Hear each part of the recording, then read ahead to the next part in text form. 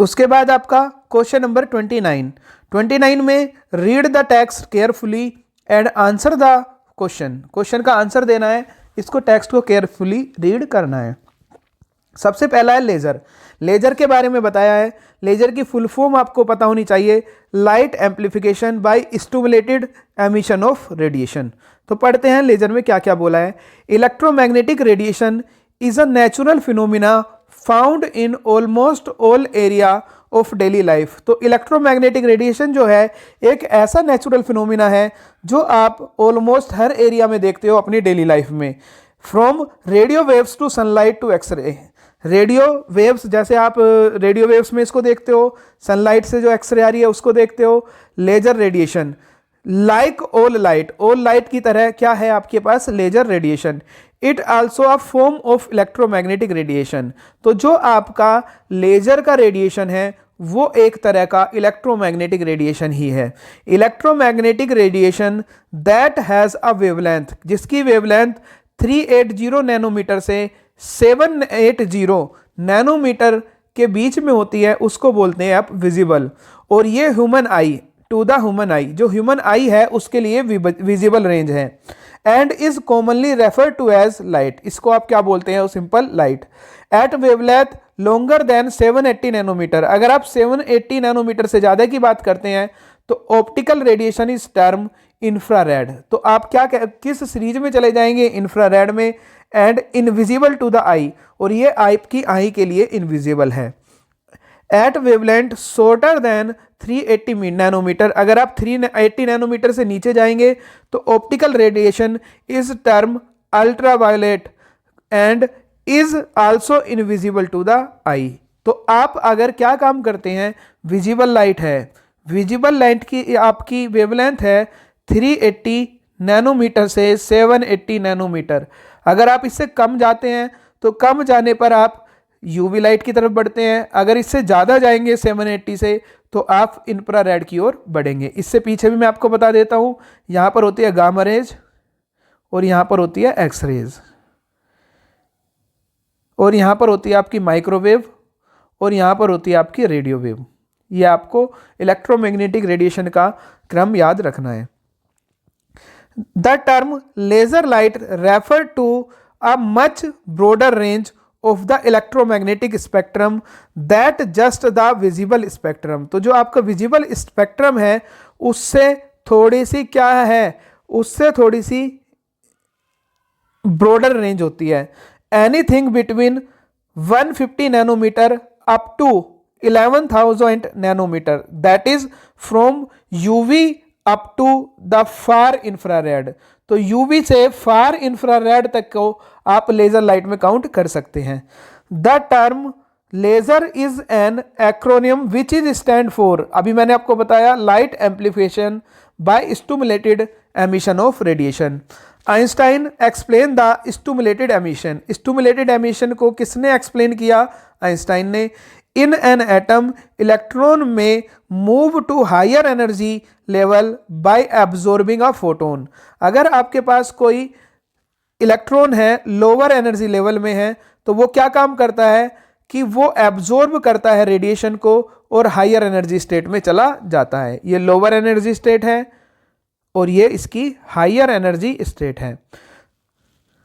उसके बाद when the electron come back to the lower energy level it release the same photon. अब क्या होगा, अगर ये हायर एनर्जी लेवल में 10⁻⁻8 सेकंड बहुत वेरी स्मॉल टाइम के लिए रहता है और जो ये वापस दोबारा अपनी लोअर एनर्जी स्टेट में आ जाएगा और जो इसने रेडिएशन लिया था उसको एमिट आउट कर देगा। This is called spontaneous emission. इसी को क्या बोलते हैं आप, स्पॉन्टेनियस एमिशन। क्या बोलते हैं, स्पॉन्टेनियस एमिशन, मतलब खुद हुआ है, अपने आप हुआ है, आपने कुछ नहीं किया।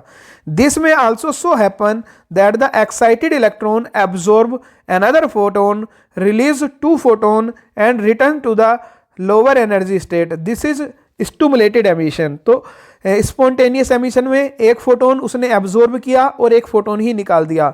और ऐसा भी हो सकता है कि excited electron absorb another photon, अब इसी स्टेट में वो एक और फोटोन को एब्जॉर्ब कर ले। देखिए लेजर का प्रिंसिपल यही होता है कि यहीं पर आप उसको एक और फोटोन एब्जॉर्ब कराएंगे, हायर एनर्जी स्टेट में, और ऐसा करके वो 2 फोटोन को बाहर निकालता है। इसको बोलते हैं हम स्टिमुलेटेड एमिशन। स्टिमुलेटेड का मतलब है कि आपने उसको ऐसा करने के लिए स्टिमुलेट किया है। स्पॉन्टेनियस का मतलब है कि वो अपने आप ही ऐसा उसने किया है, एक फोटोन निकाले हैं। Laser emission is therefore a light emission whose energy is used in lithotripsy for targeting and ablating the, जो आपके पास यहां पर आया है टर्म लिथोट्रिप्सी, इसका मीनिंग क्या होता है कि इसमें क्या किया जाता है, जो आपके पास किडनी वगैरह होती है उनके स्टोन को क्या किया जाता है, तोड़ा जाता है, उनको ब्रेक किया जाता है। स्टोन इनसाइड ह्यूमन बॉडी, तो मैंने आपको बताया अभी कि ह्यूमन बॉडी के अंदर जो स्टोन होता है जैसे किडनी वगैरह में, उसको लेजर की सहायता से, आप लेजर की हेल्प से तोड़ सकते हो, उसको ब्रेक कर सकते हो। तो अब इसके क्वेश्चन देखते हैं, क्वेश्चन आंसर में क्या है। क्वेश्चन नंबर 1 में बोला है अपार्ट, पहले पढ़ लेते हैं, एक लाइन और रहेगी। Apart from medical uses laser is used for optical disk drive, printer, barcode reader etcetera, इनमें यूज किया जाता है। अब इसके क्वेश्चन आंसर देखते हैं। What is the full form of laser, तो लेजर की मैंने आपको फुल फॉर्म अभी बताई, light amplification, light amplification. Amplified cut गया, एक ही एम्प्लीफाइड कट गया, 2 ऑप्शन तो कट गए। क्यों कट गए, क्योंकि देखो इसमें आ रहा है एम्प्लीफाइड, तो एम्प्लीफिकेशन होता है, ठीक है। तो लाइट एम्प्लीफिकेशन बाय स्टिमुलेटेड, यहाँ क्या है, साइमल्टेनियसली, ये भी कट गया, ठीक है। तो आपका यही ऑप्शन हो गया, light amplification by stimulated emission of radiation, stimulated emission of radiation, इसका आपका करेक्ट आंसर होगा। क्वेश्चन नंबर 2, इसका सेकंड पार्ट है, the stimulated emission is the process of. अभी मैंने आपको बताया कि क्या बताया, देखिए अभी मैंने आपको ये कहा कि आपके पास जितने भी इलेक्ट्रॉन होते हैं वो मान लीजिए ग्राउंड स्टेट में, उसको लोअर एनर्जी स्टेट बोलते हैं। आपने इसको एनर्जी दी, इसने इस एनर्जी को एब्जॉर्ब किया और एब्जॉर्ब करके ये हायर एनर्जी स्टेट में चला गया। अब कुछ समय तक ये रुकेगा, वापस जो एनर्जी इसने एब्जॉर्ब की थी उसको एमिट आउट करके वापस आ जाएगा। अब क्या होगा इस वाले केस में, इस केस को हम बोलते हैं स्पॉन्टेनियस एमिशन। क्या बोलते हैं, स्पॉन्टेनियस एमिशन। लेकिन अब आपने इसकी हायर एनर्जी स्टेट में इसको एक और इलेक्ट्रॉन, एक और फोटोन की एनर्जी इसको दे दी, तो अब ये 2 फोटोन को एमिट आउट करेगा। इस प्रोसेस को बोलते हैं स्टिमुलेटेड एमिशन, ठीक है। तो पढ़ेंगे absorption of 2 photon when electron moves from lower to higher energy level. गलत है, लोअर से एनर्जी नहीं, हायर से किस में आता है, लोअर में, तो ये गलत हो गया। उसके बाद दूसरा देखेंगे कि release of 2 photons by absorbing 1 photon when electron comes back from higher to lower energy level. तो बिल्कुल सही बात है कि रिलीज होते हैं 2 फोटोन जब इलेक्ट्रॉन वापस आता है हायर एनर्जी लेवल से लोअर एनर्जी लेवल में। इसका सी पार्ट भी देख लेते हैं, release of photon when electron comes back from higher to lower energy, ये तो ठीक है, लेकिन release of a photon, a नहीं, कितने फोटोन होते हैं, 2 फोटोन, तो ये भी आपका गलत हो गया। एब्जॉर्प्शन ऑफ फोटोन, एब्जॉर्प्शन तो है ही नहीं, क्या होता है, रिलीज होता है। तो आपका option number B correct answer होगा।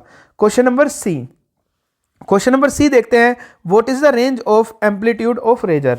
तो जो लेजर का एम्पलीट्यूड है उसकी आपको क्या बताना है, उसको आपको रेंज बतानी है कितनी होती थी। तो अभी हमने पढ़ा था पीछे कि रेंज कितनी थी, 150 नैनोमीटर से 11,000 नैनोमीटर, ठीक है। तो ऑप्शन नंबर कौन सा होगा इसका, देखिए ऑप्शन नंबर बताइए,